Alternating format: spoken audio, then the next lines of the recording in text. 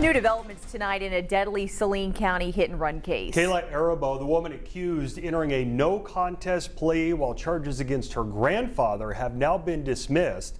Gabriela Hernandez in court today and shares what we know. Mike, Rachel, two major updates we're learning today. Kayla Errebo entering a plea of no contest, meaning she doesn't admit any guilt, but she accepts the conviction of both charges. And her grandfather, Dennis Katzenmeyer, who had charges of obstruction in connection to her case, has since been dismissed.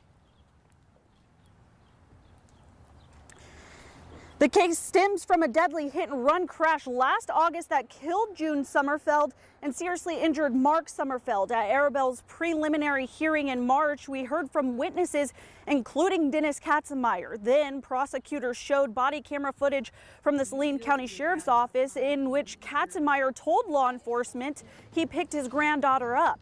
The footage also showed that Errebo called in her vehicle as stolen to the Ellsworth County Sheriff.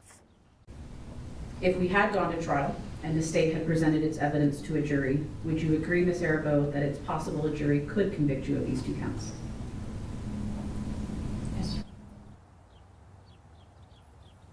I spoke with Dennis after today's hearing, and he told me that he's pleased the charges against him were dismissed, but he's disappointed in his granddaughter's situation. At the hearing, prosecutors recommended Kayla serve the recommended time for both second-degree murder and aggravated battery. Kayla's sentencing will be held on July 10th at 9 a.m. From Saline County, Gabriela Hernandez, 12 News.